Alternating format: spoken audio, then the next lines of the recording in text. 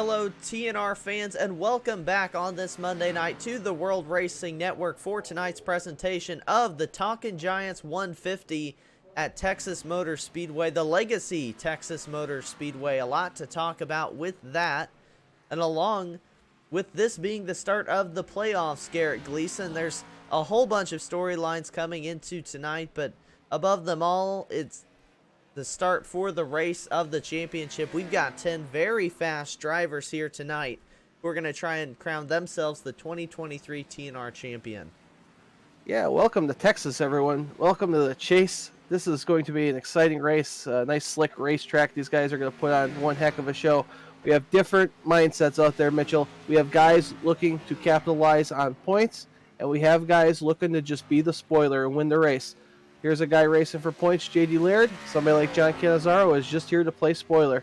It's going to be something we're going to have to keep our eye on, different strategies, and just how aggressive certain guys are, because there's a couple guys in the field, Mitchell. They don't have anything to lose. You're exactly right. J.D. Laird comes into this race the points leader in the playoffs points, got some bonus points through his wins in the regular season, 5 of them. Fastest in practice, though, like you mentioned, is the wild child, John Cannizzaro. He's not out on track right now, but he is trying to play spoiler to these playoff drivers. You've got Chuck Sweeting as well, 3rd fastest in practice. He's up there trying to play spoiler. And for those guys not in the playoffs, too, there is some fun things to play for, I guess is a way of putting it. It is the Bridesmaid Challenge. I believe Jake Bustos and some others contributed to it, and the way it works, to the best of my understanding, is that tonight here at Texas they get $10 for the highest finishing not playoff driver, and if that driver can beat all the other playoff guys too, like John Cannizzaro is trying to do, fastest in practice, he'd pick up an extra $5 here in that 181, I guess we'll call it. Got duct tape on the side of his car. Not necessarily the cleanest 181, but certainly fast out there on the racetrack. Yeah, that's exactly right about our Bridesmaid Challenge there, and I appreciate Jake helping to keep our attendance numbers up, because from a league perspective, usually when the chase starts, guys don't want to show up and get in somebody's way and cost them a championship. We have a very clean league, and I think guys understand that, and they want these guys to show up and continue to race and continue to get better, and somebody like Jake and his teammates at Outlaw Racing have been tremendous assets to this league, and I appreciate him doing what he's doing. It looks like Johnny Williams is practicing for his victory burnout later. Yeah, Johnny Williams getting ready for when he wins here tonight. Speaking of Jake Bustos, right at the end of practice there, he jumped up to 2nd fastest, right behind John Cannizzaro. So that number 74 machine has some speed here at Texas Motor Speedway. And I mentioned this as well. This is not the newer version of Texas. This is not the configuration NASCAR would run in real life. This is the old Texas Motor Speedway before they, I'll say, controversially repaved it. So turn 1, not nearly as sweeping. You don't go nearly as far down. The corners are more similar to each other. Still, 3 and 4 remains about the same, but it's a very different turns 1 and 2. Much more high speed. Still just as difficult to get around, though, as a lot of drivers here are taking to the track early on for qualifying. Yeah, these guys know that this is not a small field, Mitchell, and chase drivers such as Floppy here in the 47 Hello Kitty and Bill Edwards in the 5, they want to get a good starting position, because there is some unpredictability with the racetrack configuration, the amount of speed you're going to have to carry, the slick conditions. These guys know that, they realize that, and at this point, they don't want to take that risk and cost themselves an opportunity at this Total Nonstop Racing Schue Lawn Care Championship. So Bill's going to give this all he has on this qualifying lap, and I expect a good majority of the field to do the same, Mitchell, because track position is going to be important as ever. Yeah, this is regular season champion Bill Edwards, too, here in the S2R Fatal Concepts number 5 machine. He drops to 4th in the playoff standings because he did not pick up a win in the regular season, but still the regular season champion. Here is Jason Gracias, currently the fastest car in qualifying, another one of those guys who'd like to come in here and play spoiler and there's nobody better at that than Jason Gracias. He's trophy hunting here this season in the TNR Schue Grand National Series. And right now, pretty good in qualifying, but Chuck Sweeting just goes up and takes the top time. Bill Edwards is second fastest in qualifying. The Wild Child, he's out in 7th right now. We'll see if he can improve on that time here on his second lap of qualifying. Currently, Sweeting, Edwards, Gracias, Ewing make that Cannizzaro Ewing. John Cannizzaro jumps up to 4th in qualifying. It's been pretty good here in qualifying for those non-playoff drivers. You've got quite a few of them up in the top 5. In fact, I do believe that we only have one driver in the top 5 here currently in qualifying that's actually in the playoffs, being Bill Edwards. So a lot of guys contending for that bridesmaid money here.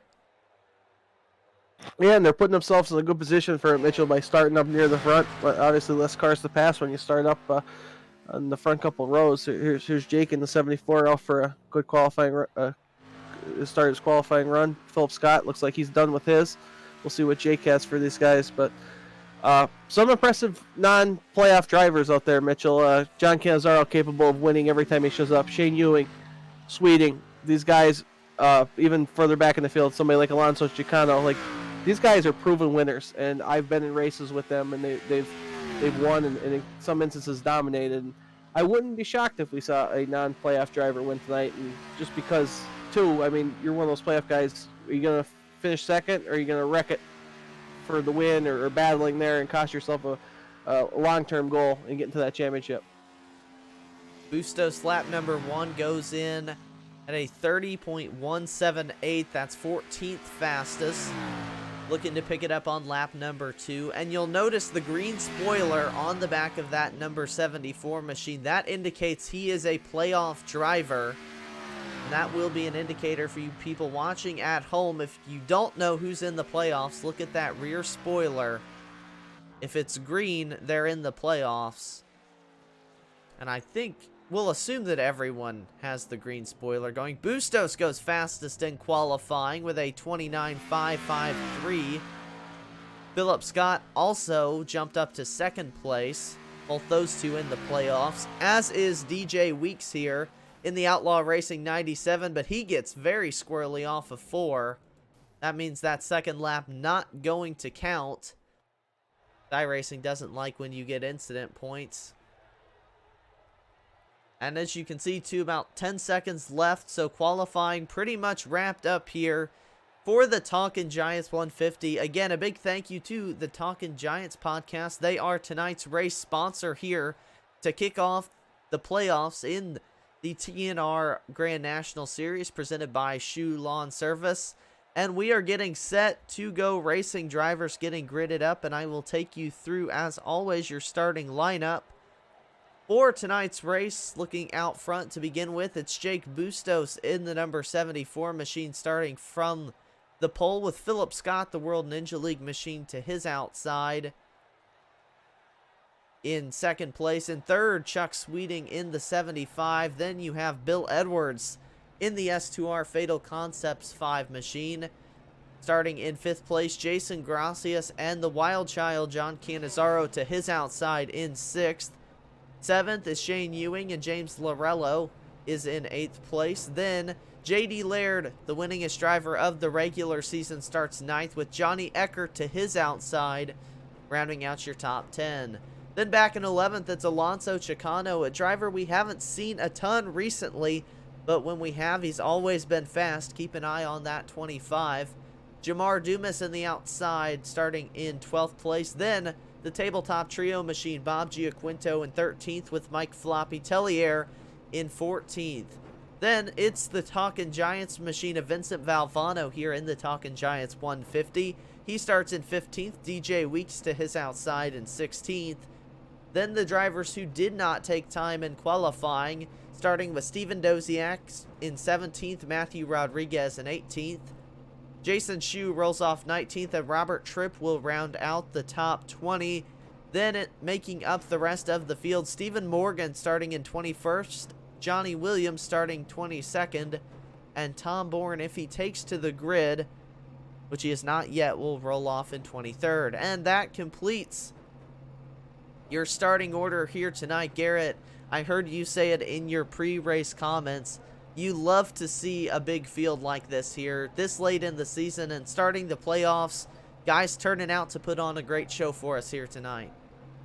Yeah, a bunch of great drivers out here, Mitchell, and great personalities, great friends, and this is a very good showing, and I'm proud of everyone. I told these guys this in the drivers' meeting. I'm hoping to see a nice, clean race with respect, and we can get back to having those type of finishes we had in the beginning here. You know, your heart pumping out of your chest as the last lap's happening. Can't wait to see who wins. But Jake Bustos and Philip Scott, a lot of talent there in the front row. It's good to see Jake maybe shake that bridesmaid moniker, and maybe he can lead every lap tonight. I mean, that'll make for a lousy broadcast, but he certainly deserves it. He's run up front all year long. And he looked great in practice and qualifying here tonight. Like you said, hopefully that 74 machine, wouldn't it be fitting for him to get his first win and pick up the Bridesmaid Challenge here? Not to get ahead of ourselves or jinx it, but it would be quite the story for Jake Bustos here tonight. But he will have to wait 101 laps to the completion of this race. The pace truck taking the field through turns 3 and 4. And you'll notice too, these are kind of the older style camera placements from iRacing. They've kind of gotten away from some cameras like this. You don't see shots like this, but that's the fun thing about Legacy Texas too. We get a different perspective, you might say, of the race here tonight. Green flag about to go in the air, and Jake Bustos leads Philip Scott and the rest of this 21 car field to the green flag. And a good start for everybody up at the front of the field, but Bustos with the nose in front into 1 and 2. He takes the race lead. Chuck Sweeting following him on the inside lane. He goes to second, then it's the battle for third. Philip Scott on the outside. Jason Gracias on the inside. Who was that in the back? Maybe Stephen Morgan. Yes, it was. Morgan got loose out of turn 2, though. We stay green. Gracias clears Scott, and you can get the sense of speed too, Garrett, around this track. It looks just so fast around this mile and a half. Absolutely, Mitchell. And I was watching on the initial start, the 75 looked like he had an extra gear from everyone, but Jake did a good job holding him up. Philip Scott there kind of using the outside groove, being near the wall, a little too much for my liking this early on. Then when talking to these guys in practice, they mentioned lap 4 was about the sweet spot of not being wrecking loose. So I'm keeping my eye on that. Hopefully we get through these first 25 laps to the stage break clean, and these guys can kind of feel out their cars and see what they're doing. And man, I love the gyro cam. It really is a fantastic camera, and you can kind of see the bumps as they go through this old surface here at Legacy, Texas. And it's this track, as you see there, the 75 Chuck Sweeting gets around Jake Bustos for the race lead. When I was racing, I always thought that this track in Charlotte, when you go through this front tri-oval here, it's just the shape of the front straightaway with the bends in it. It just makes it feel like you go through it so much faster than other mile and a halves. Even though it gets tough there, Mitchell, too. I mean, you run out of space real quick at the Texas and Charlotte. You think you have more room than you do, and if you're racing side by side, you do have that possibility to run out of room as Jason Gracias in the number 1 moves up into second place. Yeah, Gracias takes second. Bustos now sliding back. You see him battling side by side for 4th with John Cannizzaro in the number 181 machine. I think we can call him the number 18. I don't think he'll mind that bad. Still the side by side, Bill Edwards jumps up into the outside lane. And when we talk about Old Texas too, Garrett, we don't see this configuration get run much anymore. Is there some adaptation you have to have as a driver to get used to this older version of the track again? I think that absolutely that is the case, Mitchell, but for a lot of these guys, and especially the guys I grew up racing with, such as Floppy and Gracias and our other broadcast partner, Peter Short, like, this is the Texas that we know. Like, I know Sweeting's a veteran, Bill Edwards is a veteran. Like, we know how to run this place. So, like, it takes more getting used to the new Texas, I think, than this for these guys. They're used to that speed and that different turn 1 and 2, and like you mentioned before, 3 and 4 are essentially the same or very similar, and it doesn't take much adjusting. But it's like riding a bike, Mitchell. I think you never forget how to do it. And once they got back here and took their first couple laps at this legacy version of Texas, I think they figured it out real quick, and they're putting on a good show so far to prove that accurate. Yeah, and plenty of side-by-side battling going on here on lap 7 of 101. The stage, I do believe, is coming out on lap 25, if I'm correct about that. Yes, sir. Lap 25, the stage. So we're about a third of the way there, and we're not seeing too much settling down. They're running single file, but from the looks of things, they're pushing these cars very hard, making a lot of passes. You've got Sweeting started third. He's up to first. Already some decent movers in this race, though. Both ways for these drivers. Of course, Jake Bustos, your pole sitter, fell back first to sixth. Currently, Johnny Eckert's up 10th to 7th. John Cannizzaro from 6th to 3rd to start this race. Check in on Vinny Valvano, the Talkin Giants machine. Again, sponsor of tonight's race. You can check out the Talkin Giants podcast wherever you get your podcasts. Very entertaining if you're a Giants fan in particular. Yeah, or a football fan, Mitch. A lot of NFL draft stuff they're doing, some prospect breakdowns. I mean, it's something you get into if you're a diehard fan. And Vinny doesn't seem to have the number 64 handling exactly as he likes it right now, but in the top 15, we'll see if he can get to this stage break. And Vinny usually keeps the car pretty clean out there and is able to make those adjustments out on track. And so far, it looks like he's holding a pretty steady line. And back there next to him, our boy Doze, who keeps everything safe and on the up and up. Yeah, good run early on, and that's what we're kind of used to seeing from him. He kind of lays back, gets a feel for his car, and then by the end of the race, he's going to be up around the top 5, top 10, and we're going to be talking about him. And there's absolutely nothing wrong with that approach to these races. You see the battle for 6th place now. That's J.D. Laird, Johnny Eckert. Laird might have got a piece of that apron down in turn 1 and 2, just a little bit.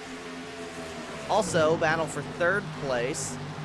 Jason Gracias working around John Cannizzaro, and I noticed Philip Scott here is running in the middle of the racetrack through 3 and 4. It's possible he just missed the corner, but that's not something I'm accustomed to seeing. But that 99, we'll see if he does it again in 1 and 2. He does kind of run a little bit off that white line. Of course, he got back down to cover it on exit, but Gracias coming with quite a bit of momentum. He is going to make the move up under 3 and 4. But getting into my point, how multi-groove do you think this racetrack is going to be for these drivers tonight, Garrett? Yeah, it looks like the outside's working pretty decent there from Philip, and he's maintaining that position. And these guys racing side by side is going to let the wild child John Cannizzaro creep up in there. So I think this track is giving these guys the ability to run side by side, Mitchell, and as long as they race with respect, I think we'll be okay. But it seems like the bottom groove, Jason Gracias, just going to have a little bit more, and he'll pull off this pass. Phillips certainly fighting him for it, though, but through 3 and 4, Gracias with a pretty good run, although the momentum on exit should be in favor of Philip Scott. We'll see if he tries to make a move back. Looks to be going to the outside once again. Bill Edwards trying to work to the outside of John Cannizzaro right behind these two as well. Gracias now, though, looks to have settled into the 2nd position. We can't forget about your race leader, Chuck Sweeting, who's checked out to a 1-second lead so far. 12 laps to go until the stage break here. Again, only one stage, lap 25 of 101 here tonight. Sweeting, though, early on, just smooth. And the biggest thing is that he just got away from these drivers battling for position behind him, and that's really let him stretch out quite the lead. Very impressed with the 75 of Chuck Sweeting. He's showed up a couple races now, and he's had constant speed, and he's doing a very good job. And like you said, just getting away from these guys, able to run his own race, put his own lap times down, is really benefiting him. Don't know how that number 75 will react when he's back in the traffic, but you get to the stage break, you have a good pit stop, you won't have to worry about it. Jason Gracias here in the 1. We know he's good at saving tires, Mitchell. He's a good long-run driver, and I want to see if he pulls away from this group behind him and he starts mowing down that 75. We'll see. Currently, Sweeting has pulled out a little more time. That gap now to 1.2 seconds when they went into turn 3. the battle for the 4th position still. Bill Edwards works up the inside of John Cannizzaro. Right behind them, Johnny Eckert in the number 90. That is a car we have seen in victory lane quite a bit this season as well. Eckert, second in the playoff standings with 3 wins in the regular season. Of course, points reset when we go into the playoffs here, with some drivers getting bonus points for wins. James Lorello trying to give Eckert a little bit of a shove down the back straightaway. He is working his way past Cannizzaro now, or attempting to. Then the 74 of Bustos. Bustos slipped back from 1st now to 7th as he works his way to the inside of John Cannizzaro. And then Alonso Chicano. This is a driver I expect also to methodically work his way up through the field. He's done very good about that in the starts he's made this season. Then J.D. Laird rounds out your top 10 right now, running just off this pack. And Mike Floppy-Tellier right behind him. There's a lot of these playoff drivers running outside the top 10 right now, or just around that top 10. And I think, again, that goes back to how competitive this TNR field is each and every week. Very competitive field, and I think these guys that are in the chase aren't taking any unnecessary risk right now. I mean, you don't expect to see J.D. Laird running in 10th position. Watching John Cannizzaro bounce off the wall there. But I think JD's just feeling everybody out, not going to make any mistakes, and we'll see what guys like JD and Floppy and even Jake Bustos and them have for these other drivers at the end. And Mitchell, let me tell a quick story. Sunday was my birthday. I was sitting alone eating my birthday cake, and I was having this epiphany about my life, and I've realized that I've been wrong all on John Cannizzaro and Bill Edwards. I love these guys. They are my favorite drivers, and I am rooting for John Cannizzaro tonight. And Bill is young and handsome, and I wish I could be him, and he's going to have a good run tonight too. And I'm sorry for everything negative I said, guys. Let's go get him. Quite the change from my broadcast partner Garrett Gleason on Team Cannizzaro and Edwards now, as Bill Edwards works his way up the inside of Philip Scott. Scott was the highest running playoff driver in 3rd, but now Bill Edwards takes that honor away from him, at least for the time being. You've got Eckert right behind them as well, playoff driver. Philip Scott is doing a better job than anyone else of working in that high line. He's been unable to defend a ton of positions more recently with that high line, but certainly I like the speed he's finding up there, and as the race goes on, there's always the potential that outside can get a little bit better, and later on maybe that'll pay dividends for Philip Scott.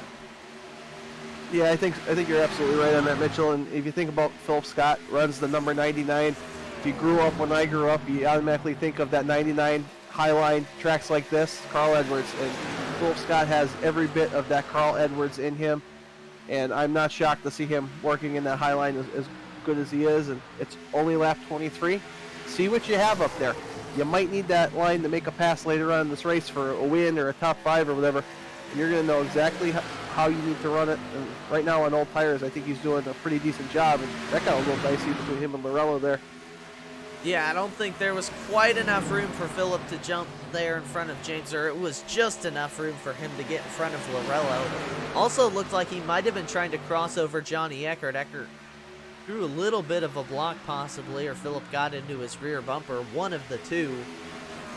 2 laps to go in the stage, though. It's still Chuck Sweeting out in the front of this race, still by 1.2 seconds over Jason Gracias in 2nd place. Bill Edwards runs 3rd, Johnny Eckert in 4th, and James Lorello rounds out your top 5 here. And then we have this great battle behind them. Right now it is Philip Scott and Jake Bustos going at it.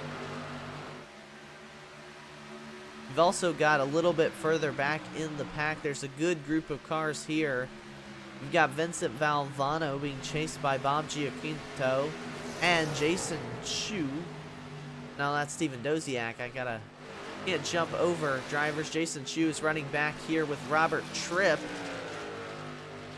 And there's only one driver more than 10 seconds behind the leader. So everyone keeping pretty decent pace here. I'd say that's very good for a 25-lap run on a 1.5 mile track. As the leader's going to be crossing the line here momentarily. And that will be the stage break. So your stage points recipients here on tonight's stage break will be Chuck Sweeting picking up the stage win. Jason Gracias, Bill Edwards, Johnny Eckert, James Lorello, Philip Scott, Jake Bustos, and Alonso Chicano are the 8 drivers. First driver out is John Canizaro in 9th, JD Laird in 10th. And everybody's going to be down for 4 tires here. Absolutely no question about that. Yeah, I don't think there's much of a decision. You don't need to pay somebody to sit in your box and tell you what to do here at Texas. Come down, get your 4 tires, pack it full of fuel, and go back out there and have another run. And I want to see if any of these guys make mistakes on pit road. Any issues may happen. Who was that, Johnny flying around there? I don't know if it's a lucky dog or what. But you don't want to make that costly mistake and get yourself put back in the traffic, especially if you don't know what that feels like on your car, and you can put yourself in a position to make a mistake. And these guys are in the championship, can't afford that. We did not actually have a Tabletop Trio Lucky Dog Award under this caution. Everyone stayed on the lead lap. Maybe later in the night we'll get to give one away. We will see, but that first run was a very good, clean green flag run as now the field working their way down pit road, and you see everybody is going in just like we expected. It's 25 laps. It's not a full fuel run, but it's getting up there in what we would expect these drivers to do, which has been anywhere 35 to 45 laps in most cases, as Stephen Morgan goes for a little bit of a spin around on the entrance of pit road. Looks like he'll get that straightened out, although he might get a penalty for that wacky pit road entrance. Style points, though. You got to give it to him. Yeah, give him credit on that. And I mean, you want to get your sponsor on TV, right, Mitchell? And you're not going to run up near the front.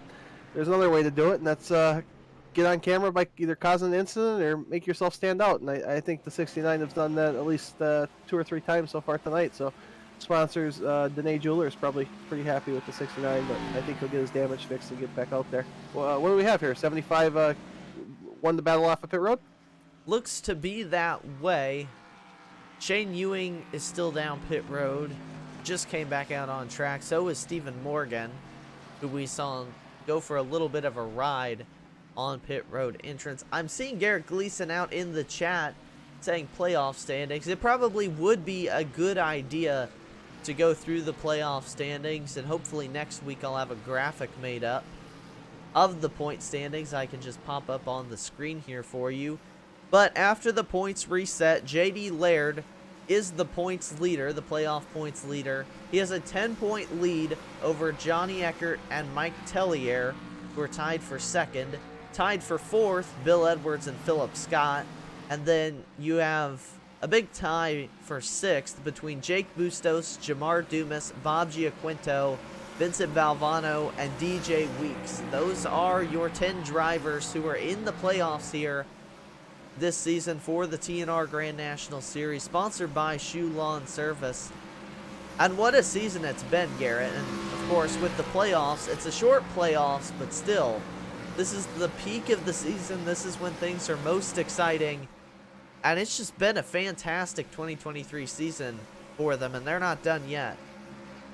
I haven't been disappointed with a single race this season, Mitchell, and that's absolutely incredible. And I have to give credit to Mike Floppy Tellier and the administrators on track. I have been lucky to be able to come up here and work the booth with you, and it hasn't missed a beat down there on track, and these guys are doing a tremendous job. And racers that show up every week, Mitchell, they keep it clean.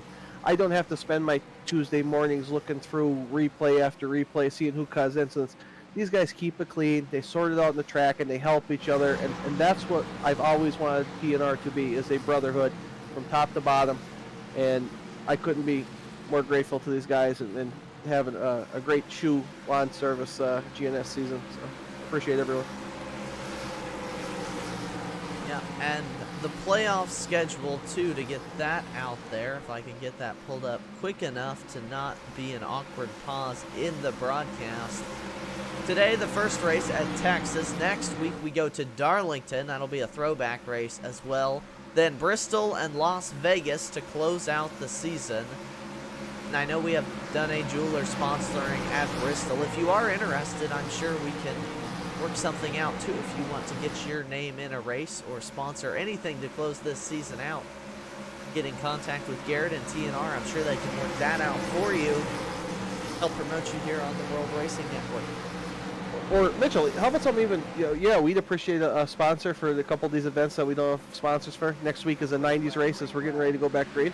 But you see a guy out here on track that you really like, send us a message. We'll get you in touch with this driver, put you on, the 74 of Jake Bustos or one of these other guys you like somebody at underdog back in the field. I mean, every little bit helps. And we have the 90 of Johnny Ecker going around, Mitchell.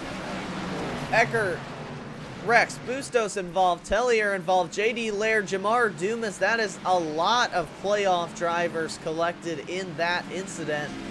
And we are under the first caution for cause here tonight. We'll go back on the World Racing Network replay. But looking at that live, Garrett, I just looked like a classic cold tires on a restart. Kind of spent that 90 around. We'll get another look at it here. You see him just running in the outside lane, and then, yeah, that rear end steps out on him, and Jason Gracias is there before he collected. A lot of good cars, a lot of playoff drivers caught up in this huge accident. I think you said it best. That was just cold tires on a restart.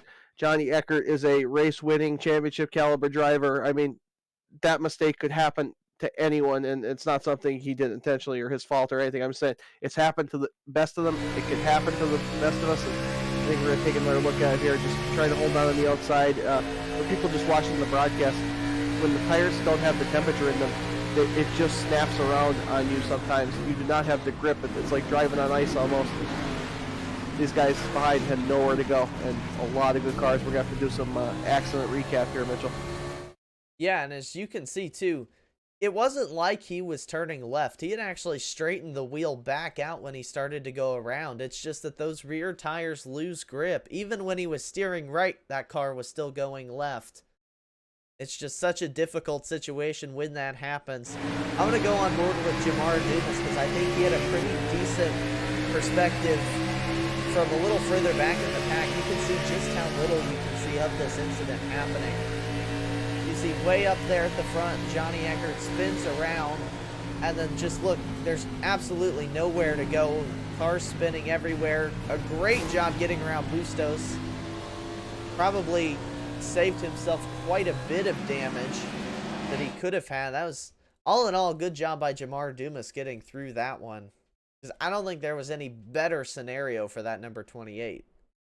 No, that's a very lonely feeling, Mitchell. You think, man, I'm going to go down to this inside wall and avoid everybody, and then the 74 comes sliding back, and you just have absolutely nowhere to go. And he did, like you said, a pretty decent job, all things considered, limiting the damage.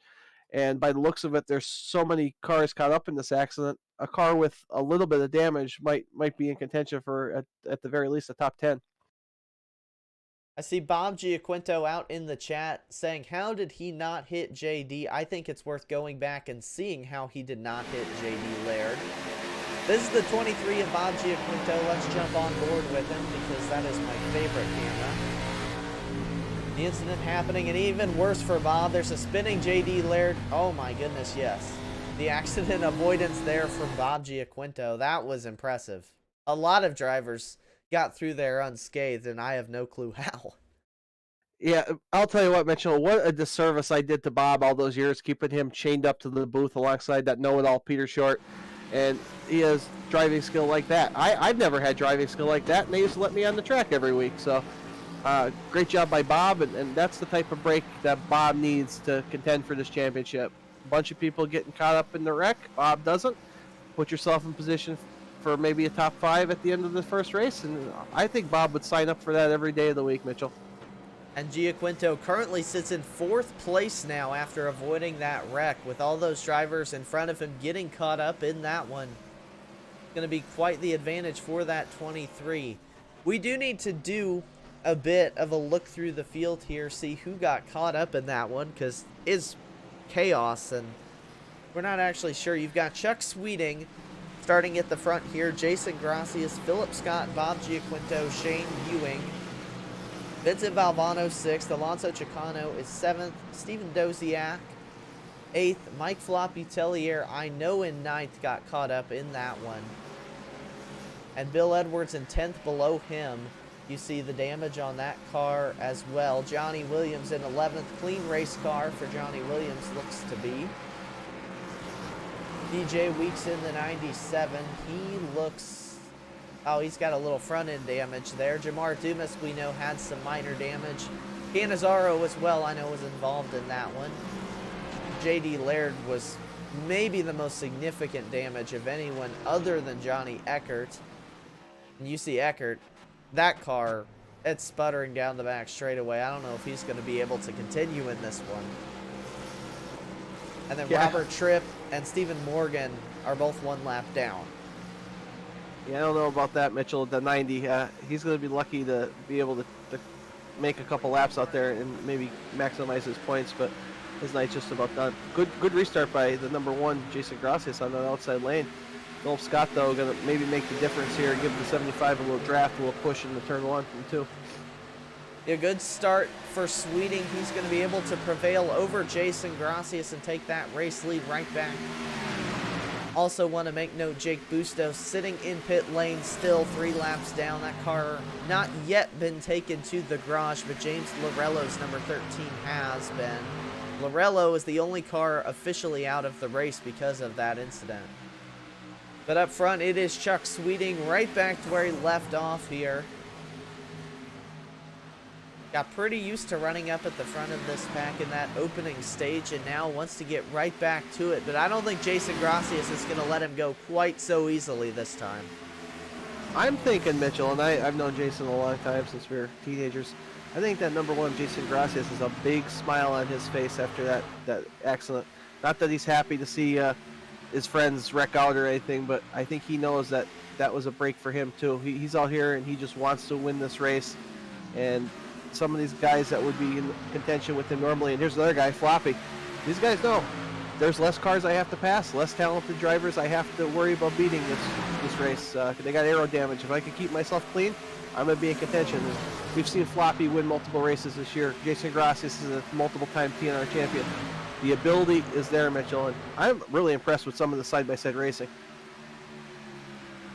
And like you said, you don't want to see that happen to your competition. But if you are one of the drivers further down in the playoff standings, maybe a playoff underdog, like, let's look, you've got Vincent Valvano, Ron Giaquinto. We looked at both of them get through that, and I'm sure there were other playoff drivers who did. Those guys pretty far down relative in the playoff standings. They've got clean cars. J.D. Laird, the playoff leader, involved in that incident. Johnny Eckert in that incident. Mike Tellier, 3rd, is in it. And I can keep going down that list. Bill Edwards tied for 4th in that wreck. So that's opened up a door. You've got your competition kind of pinned down on the mat as Tellier gets a little bit high off the corner, sliding down the back straightaway. That's probably going to bring out another caution. It has not yet. I think it's going to stay green. But well, that's bizarre, Mitchell, isn't it? I mean, he was sideways for it seemed like half a lap there, and the yellow doesn't come out. You see accidents much smaller than that iRacing ends up throwing yellow for. And racing with Mike as long as I have, I figured he had this thing saved. He was just putting on one of those shows, holding on to it. Just did not have enough racetrack to snap this thing back around in the right direction. I want to get one more look at that one from the... Let's go to the blimp cam here, because I don't think the chopper cam's that good. You see Tellier, he's hugging the white line, and yeah, I think he just held it a little too long there. The car snapped, and you see just that slow spin down into the infield wall, and very surprised not to see a caution. Like you said, I've seen cautions for much less than that in my time, but nevertheless, we stay green, and it is still Chuck Sweeting out in the race lead. Half a second in front of Jason Gracias over Philip Scott in 3rd, Shane Ewing 4th, and how about Alonso Chicano in 5th? Talked about him being a guy to keep your eye on, to slowly work his way up. Got through that incident clean. Started in 11th, currently running in 5th place. Yeah, Alonso's a tremendous race car driver, and no different than Shane Ewing there in 4th. There's going to be a heck of a battle. Two guys that I have a tremendous amount of respect for to race with, and I know how talented they are. And there's Philip Scott. It's not easy to pass Philip Scott, let me tell you. And if Shane and Alonso are able to do that, that's certainly saying something for their speed later on in this race. And you have Sweeting in the 75, Gracias in the 1. Now we're seeing these other contenders make their way forward as the field thins out. And look at Bill Edwards there creeping up in the picture. He's going to make me proud tonight as the new president of his fan club. And come on, Bill. Let's go, Bill. I'm going to take over for the Windsors and be Bill's biggest fan, Mitchell. Yeah, Bill, he's really hanging in there. I was worried that he was going to not have the pace in that Fatal Concepts number 5 machine after all that front-end damage. But so far, he's not running as fast, I don't think, as he was earlier. But he's running pretty close to pace with your race leader. He was about 2/10 off on that lap, so, and that could be just put to the race leader is out in clean air. So I think all in all, Bill seems to have gotten through that relatively unscathed. Bob Giaquinto behind him running in 7th. Another driver started 13th, now in 7th. Kept it clean, and he's 2 seconds out in front of John Cannizzaro. We're getting an idea. You've got a lot of the drivers without damage running up Bob Giaquinto in 7th on forward, and you've got some exceptions in Bill Edwards. And then a lot of drivers, not all the drivers, running John Cannizzaro on back in 8th place. I think Doze has got a clean race car there, but more just stuck in the dirty air for him, I think, is the case. And then there is 2 seconds between those groups of cars. So pretty clear who's got damage hurting them and who doesn't at this point. Yeah, we're breaking off into groups and sections, Mitchell. You're absolutely right. And now you're just trying to be the best of that group you're racing with. And some of these guys, if they have extensive amount of damage, maybe they could come back to pit road and figure it out, get their crews to work on their cars and put them maybe a bit further into contention. But you can still have fun out there with a damaged race car if you find some other guys running at the same speed as you are. And here's my good friend Steven Doziak, who just has the most aesthetically pleasing and not morbidly obese girlfriends, and he is just a heck of a guy. And since we started racing together at TNR, Doze has improved so much, and I know he's not racing as much as he used to, and you have a little bit of rust. I mean, you've seen that in the Friday Truck Series. The more you run, the better you get. And Doze hasn't been running as many laps, but he's certainly one of those guys that holds the moniker of being the most improved since we started as a league. Yeah, and that's something we were talking about before the broadcast too, with me getting back behind the wheel in NSRA, is I'm lucky to start the race running in the top 15, but by the end and I get the groove, I kind of tend to work myself up inside the top 10. So that's just, there is not a super big deal with not having time behind the wheel, but definitely when you get out of your rhythms, you can lose a little bit of that feel you build up, and it takes time to get back into that. And right now, Steven Doziak running in 9th, a very good night for him. See several cars lapped down. That was Johnny Eckert and Robert Tripp, both of them critically damaged. Jake Bustos update still in pit road as well, 17 laps down. Current Tabletop Trio Lucky Dog Award would be Johnny Eckert, were we to get a caution. But once again, the field has gotten strung out now. We got the restart incident, but now that everyone's separated, I don't see us getting a caution anytime soon. Not to put a jinx on it, but we saw in that first stage, once we got a couple green flag laps, people kind of spread out, and this is the same thing. We are very spread out at the moment, so I think we're probably looking at a long green flag run, and you've got to be thinking that as a driver. Yeah, you're thinking it. You're estimating your fuel window if you're going to be able to make it on one more stop here. I mean, these guys, this is pretty much their second, minus that, the caution laps. We're closing in on their second 25-lap run here in a few more laps, and I think then you're going to start calculating this race backwards. Hey, if I get the lap 65, can I make it to the end on fuel? And then you're going to have to do that balance. Do I need the fresh tires?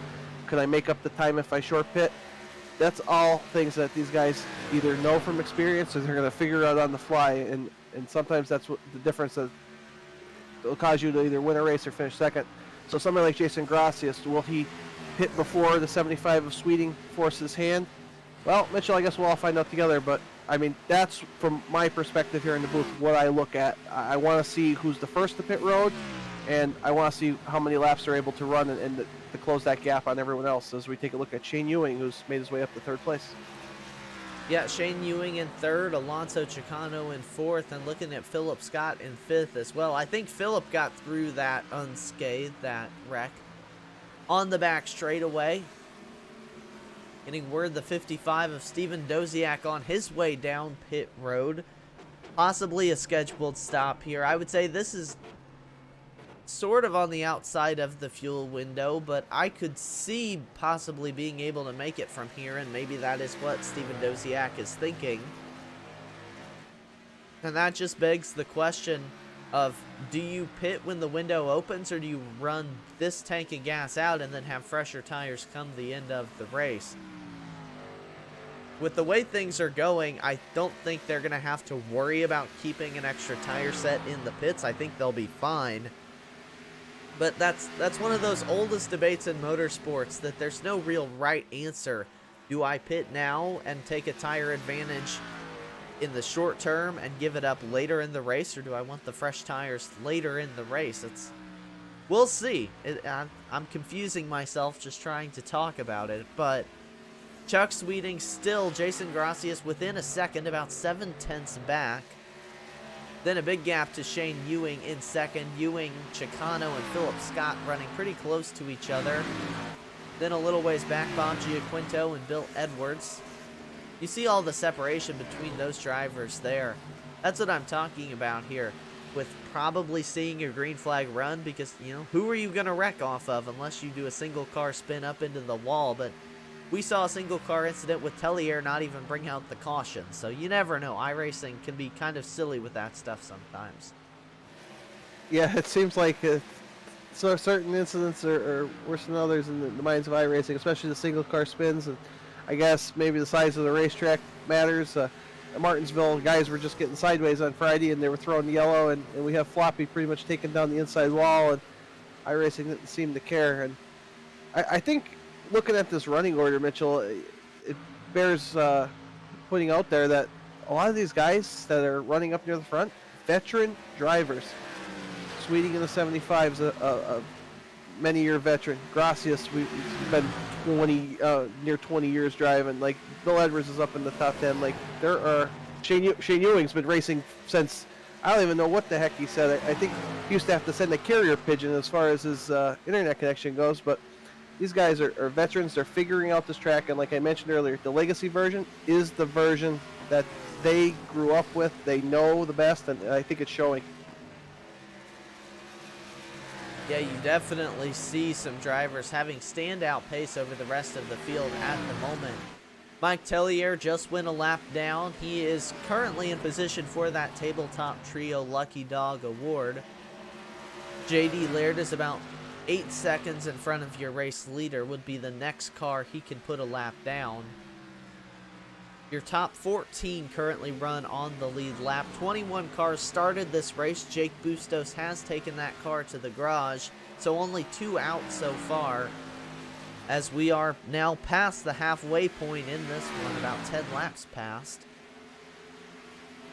And we are at about 40 laps to go. So now I think is when the fuel window is really starting to open up for these drivers. And we'll see who's the first to make that jump down to pit road. Yeah, we're going to see who's the first and if it gives them an advantage, Mitchell. And it's, I don't know, like, I think you said it the best. It's just one of those things where you're not sure what the right answer is until you end up either winning the race or not winning the race. That's the only way to prove if your strategy works, because these guys might have an idea of what number they need to be on, but if you're a lap wrong here or there, you might put yourself in a tire disadvantage and cost yourself a win. It's a very fine line, and I don't know if you and I, as veteran racers, and you a much more successful racer than me, can really stress that you could put yourself in a losing predicament by pitting 1 lap too late, and it will make that much of a difference at certain tracks. Yeah, it really is just such a fine line, and sometimes, yeah, just pitting a lap too soon, it loses you just a little bit of track position that you can't make up at the end. It really is a very difficult decision. Johnny Williams down pit road. In that number 9, he pits from 1 lap down. And we'll just see. The battle especially comes up at the front of the field with Chuck Sweeting, the leader, and Jason Gracias in second. If you're Sweeting, you've got to be thinking, do I want to be the guy to pit first and risk a caution coming out or having issues on pit road, or do I want to let Jason Gracias pit first and let him take that risk but possibly have the fresh tires to get around me? As we see some drivers now on pit road, Shane Ewing and Alonso Chicano. Ewing locked up the brakes, so did Chicano getting to pit speed, and there was almost an incident there with Philip Scott, but they keep it clean. And so those drivers running in 3rd and 4th, they will be the first to make that jump down to pit road. Well, it's worth a shot, right, Mitchell? You're not running in first, so you're going to have to take a little bit different strategy than the leader would. And I think Shane Ewing and Alonso Chicano are certainly smart and talented enough to make that decision and make it pay off. And another veteran, talented racer, Jason Gracias, decided he's had enough on this set of tires and is making his way to pit road in the number 1 there. Yep, Jason Gracias down pit road. Jamar Dumas is also pitted here under this pit cycle. Everyone else still out on the racetrack, and we'll see if Chuck Sweeting pits on this lap. Doesn't look like he's going to. He is not, so Sweeting will stay out. Gracias just now getting out of his box, so he'll go 1 lap down, but that's not something to be scared of. That's typical. And now the question is, when do you pit if you're Chuck Sweeting, and how long do you let Jason Gracias run around on those fresh tires? And for a lap time comparison, it typically has been around 1.5 seconds, and it is again tonight. Fresh tires are 1.5 seconds faster than the lap times they are running right now on this racetrack. So that's even 2 seconds or 2 laps, you've run down a 3-second lead theoretically. It's a massive advantage. Yeah, it's a massive tire advantage here, and there was only about a 1 second lead that the 75 had on the number 1 of Jason Gracias. So I think Sweeting's hoping that he could stretch this out and it'll balance out towards the end of the run. But like we talked about, and we sound like a broken record, it is such a fine line between missing that window and hitting it just right. Bob Giaquinto pits from 3rd. You also saw John Cannizzaro pit. He runs in 8th when he came down pit road. Sweeting's still out. Philip Scott also still out on the track, running in 2nd. You see him working around the damaged Johnny Eckert. A little bit tight off of turn 2 for those two, but they keep it clean. Bill Edwards runs in 3rd, also yet to pit. It's a gaggle of cars here, too. Right behind him is DJ Weeks in 4th, and Vincent Valvano runs in 5th. All those drivers have yet to pit. Also, Jason Schue, JD Laird, and Mike Floppy Tellier and Johnny Eckert running 2 laps down have yet to come down pit road. There goes Vinny in the Talkin Giants machine. Again, Talkin Giants, tonight's race sponsor of the Talkin Giants 150 at Texas. Glad to have them on board here tonight. And there you see Sweeting come down. I was about to say, I was very surprised he was staying out as long as I did, but I said that at New Hampshire when Johnny Eckert stayed out way longer than the leaders, and then he just dominated. He was so much faster there toward the end. I was wondering if Sweeting wasn't trying to do the similar thing. He might have been. So he is down pit road, which means Philip Scott is your race leader, and that's good for Philip because he'll pick up that lap-led bonus point, which every point in the playoffs is critical. Yeah, it's a good strategy. If you don't think you have anything for the win, you can maybe stay out, get a bonus point, and maybe having a tire advantage here at the end. And Philip, if he hits his marks here and makes a solid pit stop, eventually these tires are going to even out, and he's going to start making up time on these guys that pitted sooner. So it's good to be on a little bit different strategy, and I think in the 75 of Sweeting's case, I think he might think to himself, I have my number in my head. I have these guys. I'm not going to risk it. I'm just going to pit when I planned on it, and we'll see what happens. But I expect Gracias to be out front now, and I believe that's what we're showing here on screen, Mitchell. Yeah, Jason Gracias got in front of Chuck Sweeting under that pit cycle by quite the margin, actually. We'll see where things settle out. Timing and scoring can take some time to update. DJ Weeks pits out of the race lead. Currently, your race leader is now Jason Gracias. And we're waiting. We'll tell you when they cross the line, because that's when you know for sure that scoring is updated correctly. But I do think it is a pretty significant lead. In fact, not only did Jason Gracias get around Chuck Sweeting, the 32 of Shane Ewing got around Chuck Sweeting as well. Sweeting is, I believe now, 6 seconds behind Jason Gracias. So that strategy, for the moment, does not work out. We will see if that tire advantage helps him run that down. It is 6 seconds. That is a lot of time, though. Yeah, 6 seconds, big, certainly a big gap, and you have to just keep chipping away at it. And, I don't know, Mitchell. Math was always Peter's thing. I'm more here in the booth for sex appeal, so you'll have to keep us updated on the gap and the interval between these guys, because I'm nothing but a simple janitor at the school. I can't be doing math. I'm not Will Hunting from the movie. Well, it is worth noting that Chuck Sweeting just ran the fastest lap of the race, and he just ran a faster lap. Excuse me.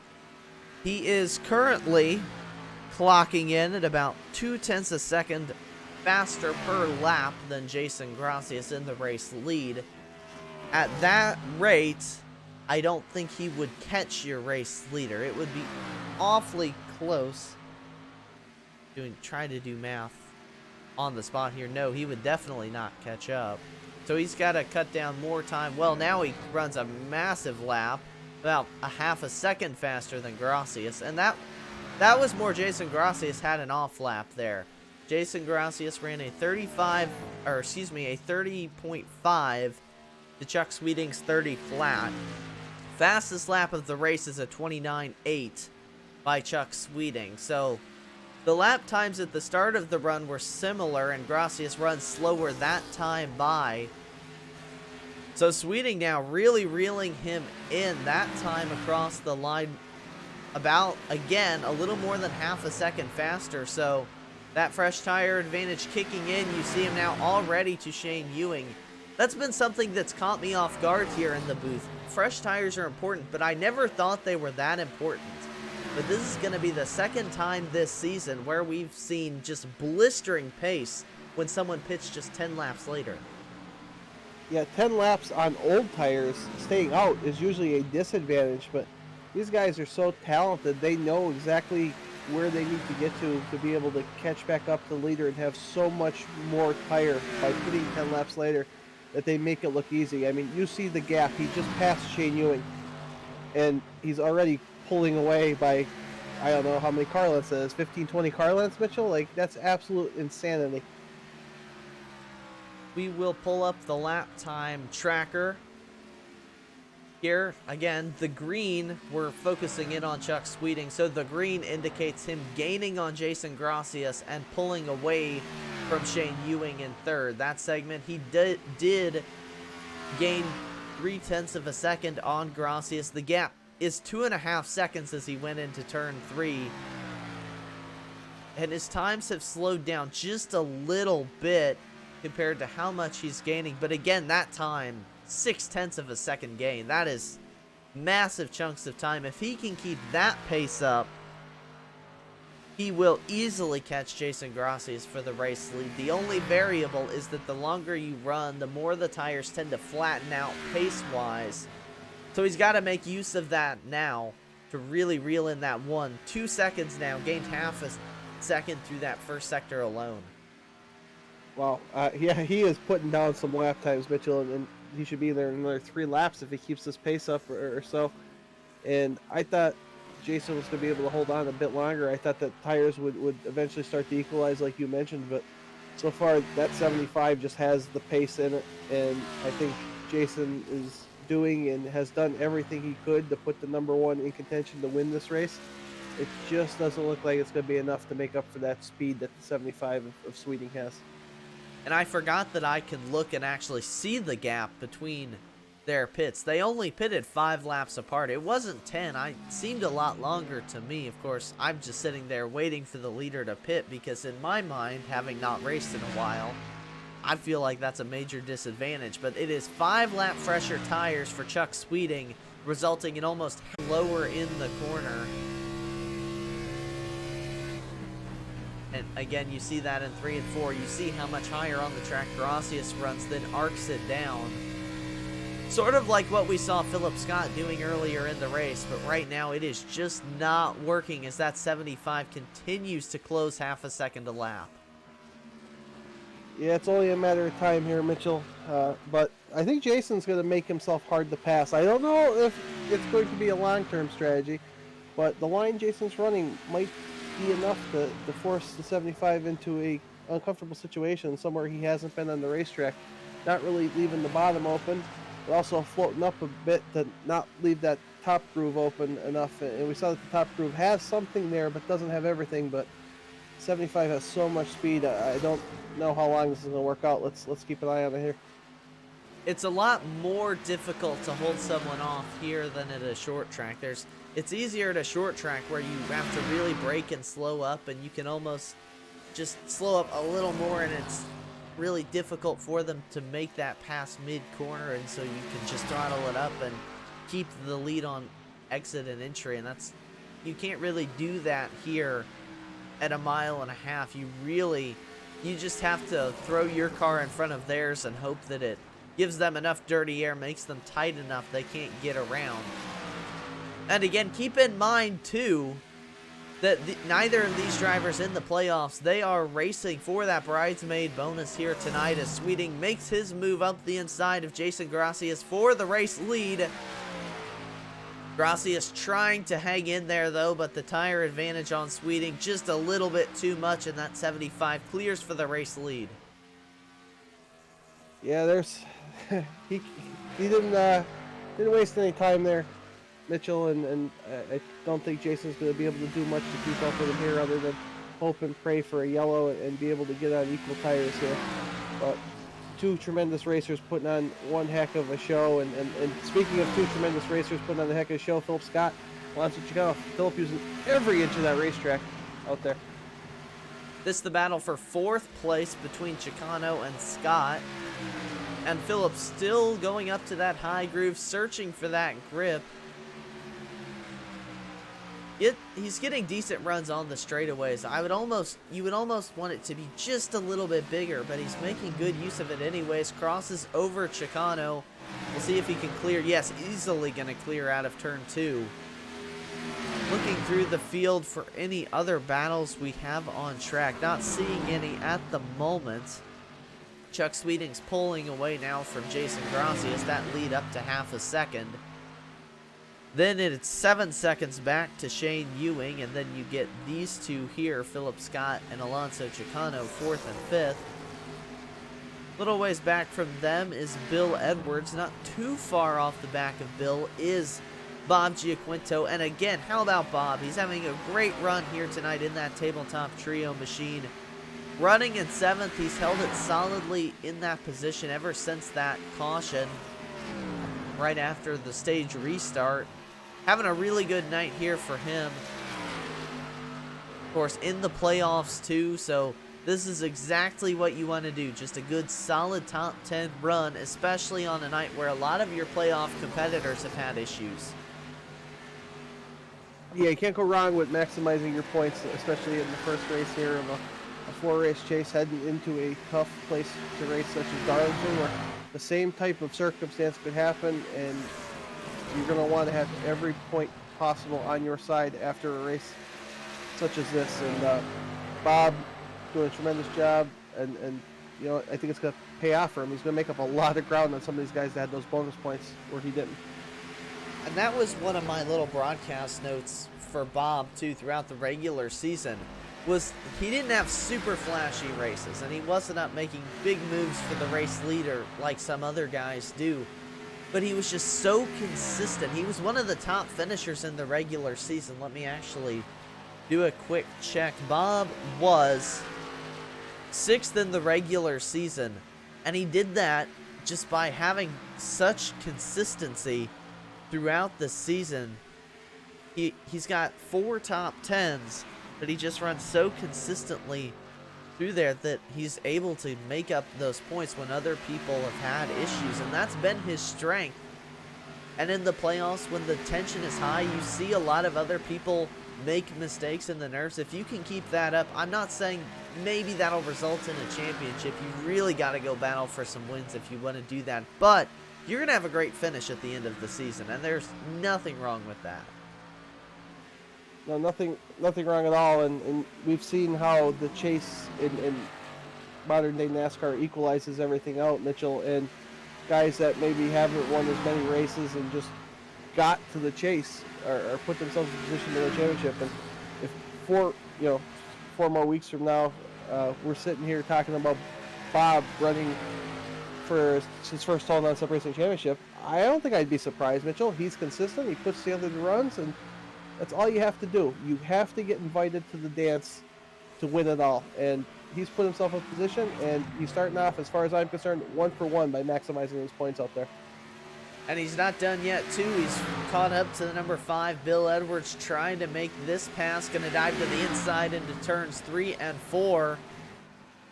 We've seen the inside be pretty at an advantage here tonight, although Bill doing a good job there in the outside, but I think Bob probably, and Bob has a clean race car too, Bill doesn't. This is going to be the best battle on track at the moment, so we'll keep the cameras on these two.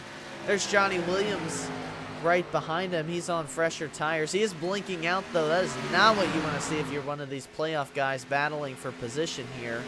But Johnny working up the inside, and that is going to hurt Bob Giaquinto, that he had to go back to the top of the racetrack. You see the gap that made to Bill Edwards.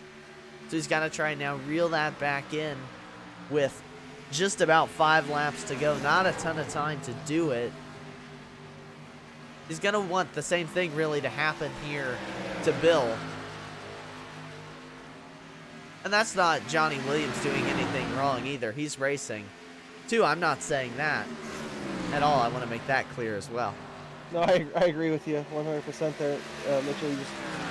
Bob, I think, understands that, and I think it happened here a little bit to Bill. Bill's up out of the groove, so Bob's going to be able to maybe get back into this battle, and they have 5 laps or so left to figure this out amongst themselves. And yeah, like you said, Johnny doing absolutely nothing wrong. Johnny's out there to run laps, and that's what he's doing. So I think he raced those guys with respect, and now he's out of their way, and they can still sort it out. No harm done. Yeah, 5 laps to go. Giaquinto right back to the bumper, and his big advantage is in turns 1 and 2. He is really able to hug that white line better than the 23 is. I don't know why the 75 is flashing at me, your race leader, because he is blinking in and out. There he is back on the racetrack. Had a little connection moment. That is not what you want with 4 laps to go. Hopefully he can keep that connection hung in there. Meanwhile, the 5 and 23 working their way back around Williams, who's up into the wall. Did a good job not driving back down the track into them. These two battling for the 6th position. And again, these are playoff points. These are 2 drivers right by each other in the playoff standings. This is going to be a fantastic battle to the finish. 3 laps to go. Yeah, tremendous. One of the best battles I've seen here, Mitchell. And we've had a race of really good side-by-side racing, but these guys out here in the championship battling for every point, like we talked about in a couple weeks. This could be the difference between seeding and somebody winning a championship. So I think both these guys are going to do everything they can for this final position, and not much is changing up ahead of them. Now 3 laps to go. My math was a little bit wrong that last time by. 3 to go. Then you see behind them too, DJ Weeks is there, but he's a little bit off. Oh, the block from Bill headed into turn 3. Now things are heating up, but Bill slides up the racetrack. Bob able to keep it low. We'll see if he can take advantage of Bill having to lift. Got out of the groove. 2 laps to go. Now that 23 up the inside of Bill Edwards. Again, the battle for the 6th position here on your screen. Chuck Sweeting looks to have stabilized again out in the race lead, but nose to nose down the back straightaway. Just a lap and a half remain here at Texas Motor Speedway, and Bob with the inside lane advantage. Can he get clear of Bill? Coming to the white flag. No, I think that 5 just barely hung in there. Now on the straightaway he clears, but Bill back up the track again. White flag in the air for your race leader, Chuck Sweeting. I think we got to keep the cameras here, though. This a fantastic battle. Bob Giaquinto clears Bill Edwards for that position. Now going to the front of the racetrack, where the 75 just crossed the line to pick up the race win. This gaggle of cars here, Weeks really reeled these guys in, but I don't think he has quite enough time. Bob Giaquinto picks up 6th. Side by side, Bill Edwards in 7th, DJ Weeks in 8th. But what a performance, though, for Chuck Sweeting. Someone picked up the bridesmaid bonus here in the opening race of the playoffs, and it is the 75 of Chuck Sweeting. I do believe his first win of the season. Yes, it is. Made only one other start before tonight, and that was a 2nd place last week at Richmond. But tonight he is a winner in the TNR Grand National Series, sponsored by Schue Lawn Service. Congratulations to Chuck and that number 75 team. He certainly deserved this victory, and he showed us last week at Richmond, or last race at Richmond, that he was a contender, and he was somebody that was going to show up here at Total Nonstop Racing and win some races. And didn't take him very long, and he put on a tremendous show, holding off the likes of Jason Gracias, Shane Ewing, and others here at Texas. So great job by him, and I'm sure we'll be able to talk to him a bit and learn some more about him when post-race interviews comes up. Oh, a little bit of celebration there. I didn't see who that other car was that got into Chuck Sweeting there, but a little bit of a congratulatory bump on pit road. Trying to get back to Sweeting. No, he pulled it off the track. It was someone else doing burnouts there. Bill Edwards, I do believe, might have been that other car. He's got the engine smoking, but he's celebrating a 7th place finish here tonight. And we are going to get your post-race interviews lined up for you here on the World Racing Network. Gonna kick things off with 3rd place finisher here tonight, Shane Ewing. Shane, it was a fantastic race for you here tonight. Just very consistent throughout the night, and got the 3rd place finish. That had to be the way you wanted to open up the playoffs here. I know not in them, but still, it's got to be good to put up that good a performance. Yeah, a little frustrating. Yeah, I plowed the wall pretty good, probably 10 laps into the race, and had to go all the way to the back and get about 30 seconds of damage fixed. I was a little mad at myself for that, but equally fortunate on the other side. Hated that happened to a lot of playoff guys, but that was a pretty big wreck. I managed to miss and then get back up there, and then from then on it was just about managing tires. The 2 guys in front of me were a little faster, maybe did a little bit better job than that. I tried to short pit them, but I came out of half a gallon shy of making it, so I really had to watch my fuel till about 15 to go to make sure I made it to the end. Well, and you got to the end quite all right. Again, a solid 3rd place for you. Was racing at this older scan of Texas, did you enjoy tonight's race and the track? I've always enjoyed Texas, and even more so on a tire that's got some fall off that you really have to manage it. That kind of puts it in the driver's hands. It's not just holding a foot to the floor and turning left. You really got to think about what you're doing. So I like the Texas and the tire. Glad to hear that. I think from our perspective, tonight was a fantastic race. Next week, we head to what is, in my opinion, the most difficult track on the schedule. Some of you might disagree, but it's Richmond, or not Richmond, Darlington. I'm looking right at it, and I read it wrong. How do you feel like you're going to do next week at the Lady in Black? Darlington's a place that's always been pretty kind to me. Maybe because I know my own limitations and I don't overdrive it. And when it says race the racetrack, you absolutely race the racetrack, and just get to a rhythm. So yeah, I've always looked forward to running at Darlington, but the cream will rise to the top there. You'll see the guys that are deep in the playoffs, and the guys that have been fast all year. Those are the guys that are going to be in the front in Darlington. Hopefully, I can be near them and at the same time stay out of their way, because they've got a lot of guys racing for a championship, and I've been gone most of the year. I'm just happy to be back and racing.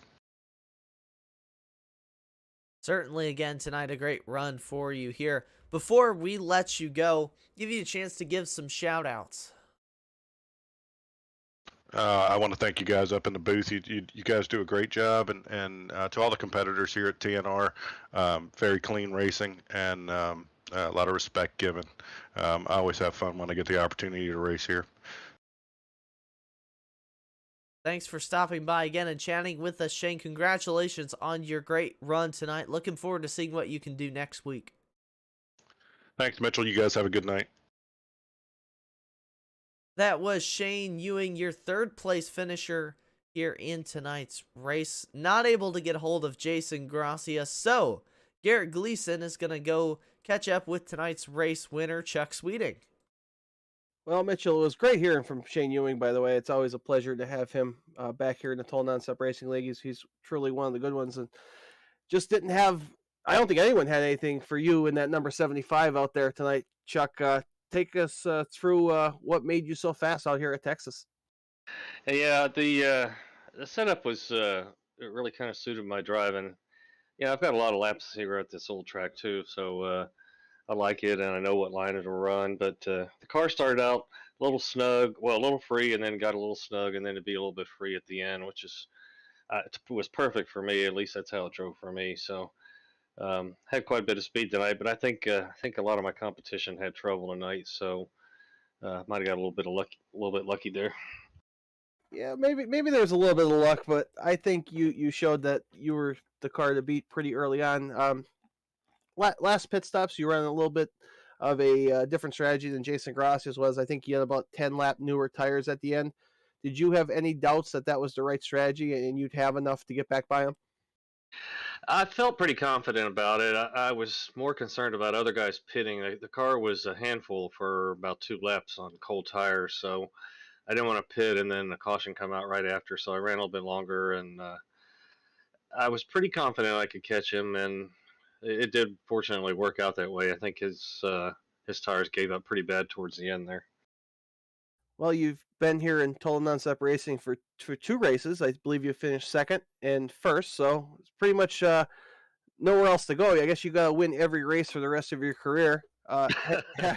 Headed to Darlington next week, 1990s throwback as we're doing for our theme. But what are your thoughts on Darlington? Is it a place that you've liked running? Do you have success there historically? It's a blast to run. It's very challenging, which as a driver you like that challenge, but it's very well known for being one of those tracks that if you lose focus for a second or you start racing the other drivers, the track will just get you, and you'll end up in the wall. And it can happen to me as easily as anybody. But I usually have decent speed there. We'll see what the setup's like and what the weather's like, and go from there. But yeah, I don't have a throwback scheme, so if everybody's got one or got any suggestions, I would appreciate it. Yeah, we'll get you hooked up with Bill Edwards and Fatal Concepts, and we'll see if he can whip you something up. Because he has some pretty sick schemes, and I'm sure he'll do about 90% of the ones that are going to be in the field next week. But just wanted to say again, congratulations on your victory here at Texas. You certainly well deserved. And before I let you go, the time is yours. If you'd like to have any shout outs or thank yous, go ahead. Yeah, thanks, Garrett. Just want to thank everyone at TNR for having me in the league, all the admins for all the hard work they do each week. I see the series is sponsored by Schue Lawn Service, so thanks to them for helping out with the league, and appreciate all the drivers racing with respect. And it's a big deal when you can find a league where there's not a lot of conflict going on. Conflict happens occasionally, but the drivers are racing real respectful, good quality drivers here. So I'm having a good time and appreciate being a part of it. Oh, certainly glad to have you here, and we look forward to seeing you for many weeks to come. Enjoy your victory. All right, thanks a lot, Garrett. Well, that wraps us up with our post-race interviews here. Again, thank you to those guys for taking some of their time chatting with us. And Garrett, tonight was a great race here for the Talkin Giants 150 at Texas. A great playoff opener, and maybe not what we expected from certain drivers. That incident really threw a wrench in some of the drivers I would have considered big contenders to run well here tonight. We will take you through the finishing order here for tonight's Talkin Giants 150. Again, Chuck Sweeting picks up the win. Jason Gracias in second, and Shane Ewing are your top three finishers here tonight. Philip Scott finished in fourth place, with Alonso Chicano with a great run in the top five. Bob Giaquinto in sixth place for the tabletop trio machine. Bill Edwards in seventh. DJ Weeks finished in eighth. Vincent Valvano in ninth. And John Cannizzaro rounds out your top 10. Then in 11th, starting cars lap down, was Jamar Dumas. 12th was Jason Schue. 13th, Stephen Dosiak. 14th, JD Laird, your points leader coming into tonight. More than likely will not be after the conclusion of this one. 15th place was Mike Floppy Tellier. 16th, Johnny Williams. 17th was Stephen Morgan. 18th was Johnny Eckert. And then Robert Tripp, I don't believe, finished the race tonight. He might have. I know that Jake Bustos and James Lorello did not. And that rounds out the 21 cars that ended up starting in tonight's race. And Garrett, again, you can't ask for much more from a playoff opener. A lot of ups and downs, and in the end, it was a non-playoff driver who picked up the win. Yeah, certainly Chuck taking home the bridesmaid challenge there. Did a tremendous job, and what I feel bad about is some of these guys starting the playoffs in a hole, but they're talented drivers, and they'll be able to try to make up these points starting next week at Darlington. Anything can happen at Darlington. You and I have raced plenty of times there over the years, and it's as unpredictable as they come. All it's going to take is a similar situation to what we had happen to Texas, and those points will be flipped upside down 2 weeks in a row. Yeah, you never know what's going to happen here. Only 3 races remain this season for the TNR Grand National Series, sponsored by Schue Lawn Service. It's crazy how quickly it's gone by, but the best is yet to come. So make sure to tune in next Monday night, same time, same place here. It will be, like I've said, Darlington, that track, one of the most iconic racetracks in NASCAR, should put on a good show for us. And again, big thank you to all the sponsors who make this possible. Talkin Giants, the race sponsor here tonight. Schue Lawn Service, of course, for sponsoring the series all season long. Also, Tabletop Trio sponsors the Lucky Dog Award. Didn't actually give one of those away tonight, because under both our cautions, everyone on the lead lap. And also, Stay Tuned Sports, a big thank you to them. But Garrett, you have anything else you'd like to add before we go off the air here tonight? No, just great job, everyone. Thanks for tuning in, and we'll see y'all next week for a 1990s throwbacks presented by Tabletop Trio at Darlington. Yeah, don't want to miss those paint schemes either. For all of us at the World Racing Network, myself, Mitchell Adams, my broadcast partner, Garrett Gleason, thank you all for tuning in. We look forward to seeing you next week. Until then, stay safe, have fun. We'll see you next time.